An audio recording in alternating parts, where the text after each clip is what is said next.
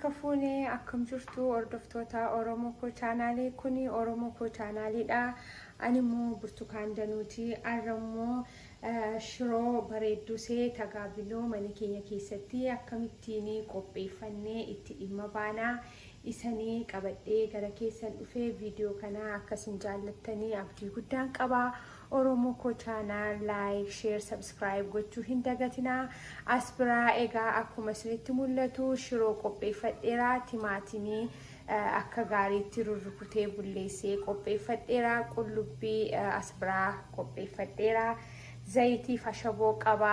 Bishaan immoo bukkeetti danfifachaa jira. Yeroo Tagaabinoo hojjettanii bishaan ho'aa itti coccobsachuun gaariidha. Asbira immoo akkuma isin ilaaltanii kunoo shunkurtii egaa muradhee irra kaawwadheera. Egaa walii wajjiniin hin hojjenne jechuudha. Oromoo koo channel like share subscribe gochuu hin dagatinaa. Egaa amma shunkurtiin koo daqiiqaa tokko lama eega bishaatee booda gara keessanitti deebi'een dhufa. Anuma faana keessanii shunkurtiin bishaan xiqqoo ishee isinii fixee booda akkas gootanii xiqqoo ishee bishaan keessaa yeroo fixatu shunkurtiin natti tola. Kanaaf eega akkasittiin xiqqoo ishee naa bishaatee booda maalinitti godhadhachuudha kana taasee zayitiin itti godhadhaa. Zayitiidha wajjiniin xinnoo ishee eegamishee booda timaatimii keenya itti godhannaa itti aanuudha. Amma asitteedha maalidha shunkurtii mul'atu kun zayitiidha. Shunkurtii xiqqoo ishee waliin isaan gaafa bishaatanii kanini silatiin isinitti mul'ate barbarree akkuma fedha keessaniiti. Yeroo shiroon keessanii mixxinii ta'ee yoo jiraate yookaan barbarree wajjiniin kan qophaa'e yoo ta'e barbarree baay'ee isin barbaachisu. Garuu xiqqoo ishee nu jalaa addaa ta'ettanii yoo yaaddan immoo barbarree xinnoo itti godhachuu dandeessu. Ani baay'ee xinnoo ishee ittiin godhadha. Shiroon koo biyyaanaa dhufee xinnoo ishee waan tureef ta'ee beeku. Xiqqoo ishee bifisaa diimaa miti waanta ta'eef barbarree maankaa shaayii walakkaa isheen itti godhadha. Ijoolleen koos yoo gubee baay'ee nyaata waanta ta'eef jechuudha. Egaa shunkurtiin keenya bishaatee booda gara keessanitti deebi'een dhufa. Anuma faana tura. Akkuma ilaaltan egaa kunoo akkanatti bishaataa jira shunkurtiin jechuudha. Shunkurtiin keenya egaa akkasitti xiqqoo bishaatee booda maalitti godhatu jechuudha. Ani timaatimii rurrukutee qopheeffadheen itti godhadhaa jechuudha. Yeroo baay'ee barbarree dura timaatimii ittiin godhadha. Kanarrattiin barbarree baay'ee xinnoon itti godha waanta ta'eef homaa miti. Timaatimii ani yeroo itti baay'atu natti tola. Isin garuu akka fedha keessanitti itti godhachuu dandeessu. Xinneessuu keessaa yeroo xinnoo ishee namatti intineedhu timaatimii isaa namatti mi'aa keessaa namatti dhufachuudha.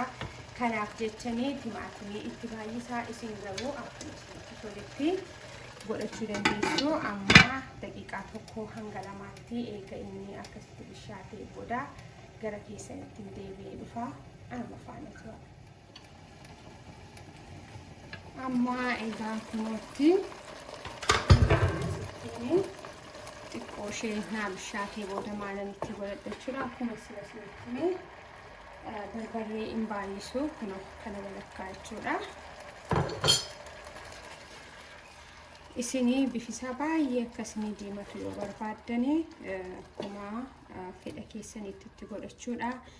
Angaruu xinnoo ishee ijoolleen koo waan hin nyaannee fidhataniin akkas godhe Egaa kuni gaafa ammas xiqqoo ishee bishaatu timaatimii kootu xiqqoo ishee bishaan baafatee homaa miti siluma itti godhannaa ta'ee bishaanii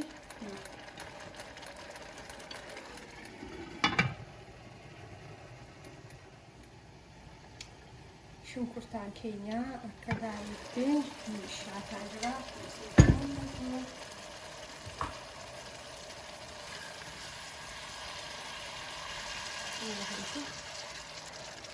Akka gaariitti akkasitti nu bishaataa jira. An shiroo baay'een hojjedhu garuu maxxashaan koo xiqqoosee guddateera. Sakaantuu waan biraa qaqqabatee jiraatiin kanatti hojjedhe malee shiroo baay'een hojjedhu garuu shiroon immoo yeroo bishaattu asii ol baay'ee buqqutaalti waanta ta'eef waan akkas bal'atutti gootanii yennaa utaan illee akka safara keessan hin balleessinetti gaariidha waan akkasitti sakasti guddaaman godhachuun. Egaa amma kana taasee kan inni itti godhadhu akkuma ilaalaa jirtan amma shunkurtaan keenya waan qaqqabaa jiruufi kana taanee maalitti godhadhaa qullubbii jinjibilaa kan qopheeffadhu jechuudha kan nuusisidha xiqqootee kan godhadha amma.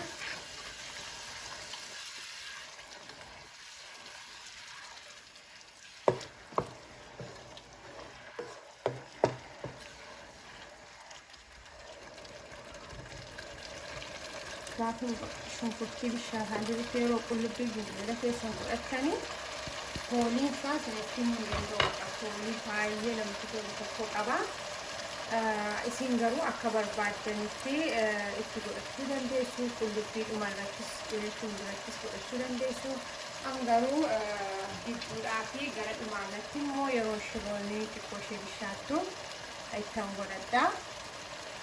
Amma shunkurtiin koo ammas wal wajjiniin xinnoo ishee abishaatu deebi'een gara keessanitti dhufa anuma faanatti ba'a.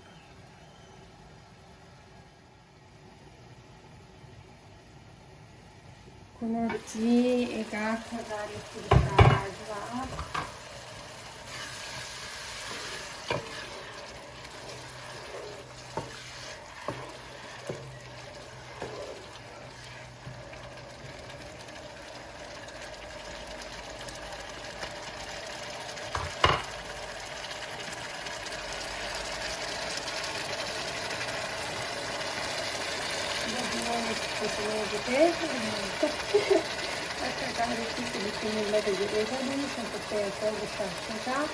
Amma kana taanee shiroo koo itti uffachuu waan naafa kanaaf shiroo koo immoo akkamitti itti uffadhaa shiroo abidduma irratti akkas itti uffachuu bishaatu bishaan itti gootanii yeroo rukuttanii yeroo baay'ee shiroon gubatee akka isinii gargar ba'uuf immoo hin dhineessuu dandeessu garuu haala salphaa ta'een qodaa kan biraa irratti shiroo keessa rukuttattanii fiddanii gara kanatti yoo naqxan garuu shiroon keessan isin gubatu akka gaariittis immoo utuu hin gubatin utuu maaliin ta'in isiniif hojjetama jechuudha.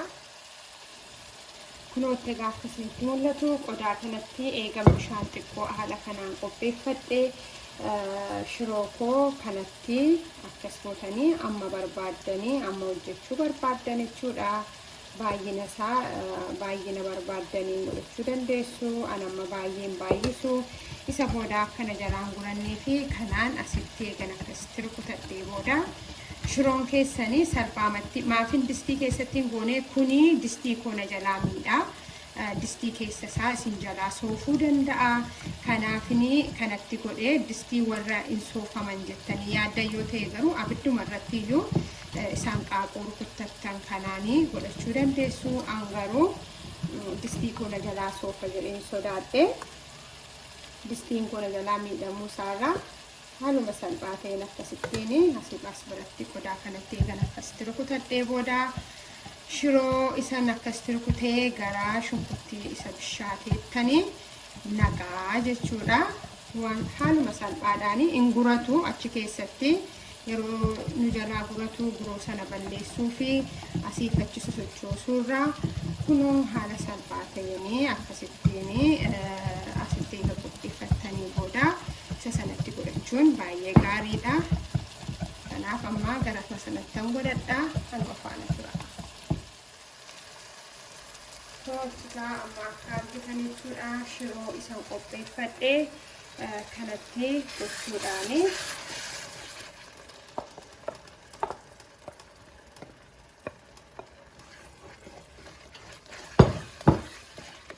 Haala salphaa ta'een kunoo hin guratu. Isa kana keessatti yeroo fidattanii hin guratu jechuudha. Kanaaf fidattanii asitti godhattuanii qodaa distii isa kan akkana jalaan miinee fida malee asuma irratti rukutuun hin danda'ama. Garuu sochoosaadhaan yeroo sochoostanii akkuma kunoo ilaalaa jirtanii tagaabinoon hojjedha gatii ta'ee fi durseetanii maalan godhachuudha qodaa kanarratti akka gaariitti dursee furdaama isaan sukkuume jechuudha. Akka furdaatti jiru kanaan yeroo sukkuumtanii dhugaamatti baay'ee mi'aa'a. Kan akkas gochaa daqiiqaa 5 tokko akka gaariittan sukkuumaa jechuudha. Bishaan immoo akkuma ilaaltanii bukkee kanaa danfifataan jira waanta ta'eef bishaanii danfeenaa qophaa'aa jiru kanan gara kanatti godhadha waanta ta'eef homaa rakkoo tokkoyyuu hin qabu. Kunootti egaa ammayyuu sukkuumaan jira. Isinitti mul'ata akka gaariitti kunoo akkuma gaariitti kana sukkuumuu hin dagatinaa. Bishaaniin as biraa danfifadhe jechuudha. Isa fuudhee kan amma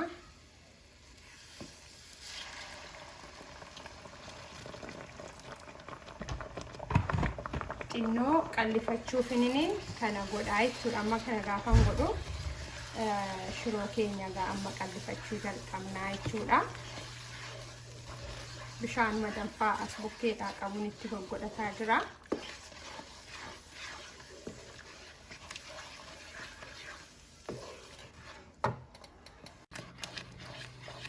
Egaa kunootti gaa amma maal godhanne jechuudha. Ni qallifanneerra jechuudha. Amma akka xuruutti nu bishaatuuf ammas immoo xiqqoosee bishaan keessan isa danfaa itti gootaniitu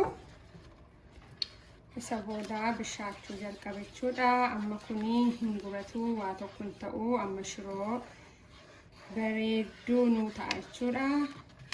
Akka yeroo hojjettanii dhandhama isaa ilaaltanii isinitti tola.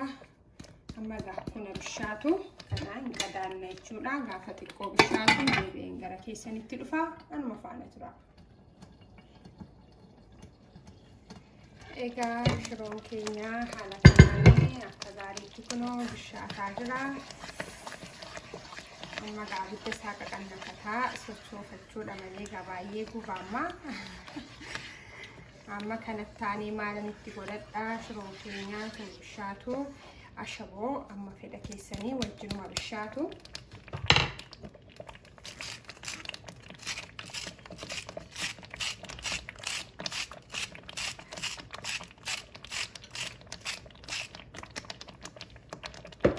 Amma fedha keessanii eega akkasitti qulqulleessanii booda qullubbii isa silaa har'aa keessaniin jedhese amma sa'aatii kanaan itti godhadha jechuudha. Kun qullubbii fi jinjibila.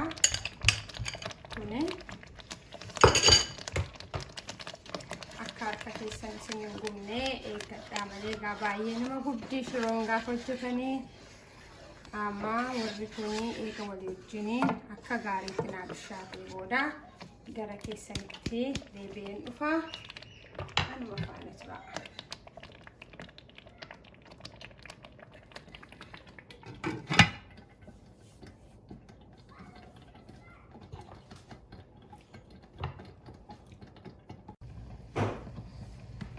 Kunootti egaa akkuma isinitti mul'atu shiroon keenya haala kanaan taatuuni nu qaqqabaa jira, nu ga'aa jira jechuudha. Yeroo sochoofattan eeggadhaa malee baay'ee nama gubaa. Sunta jechaa yeroo akkas sirriitti isaa beekanii.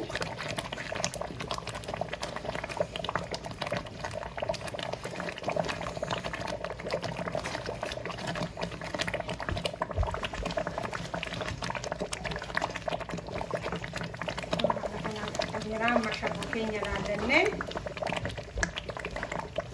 gara xumuraatti finna jechuudha. Mashabu xinnoo ta'e jalaa hin qaba.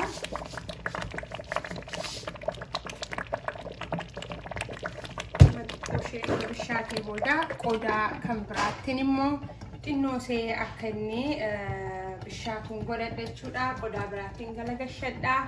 Isinitti agarsiisa anuma faana tura. Kunootti gaa shiroon koo qaqqabaa jira.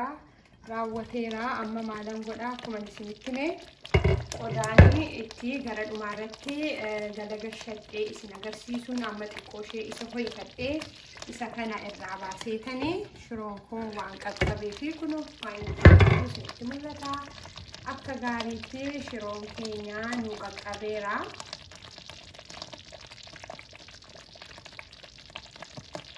Garuu amma shakla qodaan itti galagalchadhuun qaba. Qodaa suphee kan ta'e jechuudha. Isatti godhadhee isin agarsiisa. Tagaabinoon yeroo dhiyaatu isatti mitiire kanaaf qodichan xiqqoo ishee oolfadhee gara keessanitti deebi'ee dhufa anuma faana tura. Kunootti egaa amma qodaa ishee kanaa jechuudha. Ishee kanattanii dhiyeeffadha waanta ta'eef ishee kana xinnoo ishee distittiin amma dhageessutti eeggannee distiin keenya yeroo isheen dhageessu shiroo keenya xiqqoo fuunee gara kanatti galagalchine jechuudha. Shiroon keenya akka gaariitti kana keessatti eeganuu bishaatee booda nyaataaf dhiyeeffanna jechuudha. Amma distichan ho'isaa amma distittiin ho'itutti daqiiqaa xinnoosee. Amma egaa distiin keenya nu dhageesseetti jechuudha. Shiroo isan sila hojjedhe jechuudha. Amma gara isa kanaatti naaf qaqqabeera jechuudha.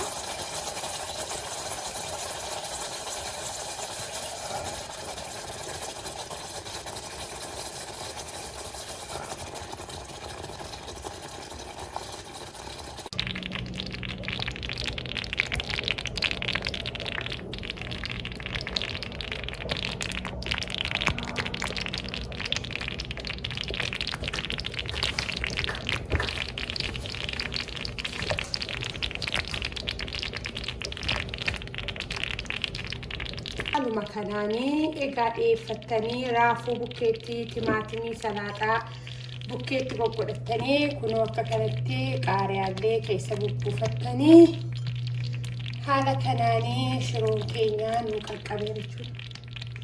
Kanaanii egaa shiroon keenya xumurameera dhiyeeffannee nyaachuu duwwaatu nu hafaa. Egaa an dhiyeeffadhee yeroo nyaadhu isinitti agarsiisa. Isin immoo mana keessanitti haala kanaanii gargaaramtanii hojjettanii itti dhimma akka baatanii abdii guddaan qaba. Oromoo koo chaanaal laayik, sheer, sabskiraayib gochuun hin irraanfatina. Viidiyoo biraadhaanii hanga deebi'ee gara keessanitti dhufutti shirooyyee hojjetadhaatii nyaadhaa. Bye. Isin immoo mana keessanitti haala kanaanii gargaaramtanii hojjettanii itti dhimma akka baatanii abdii guddaan qaba. Oromoo koo chaanaal laayik, sheer, sabskiraayib gochuun hin irraanfatina. Viidiyoo biraadhaanii hanga deebi'ee gara keessanitti dhufutti shirooyyee hojjetadhaatii nyaadhaa. Bye.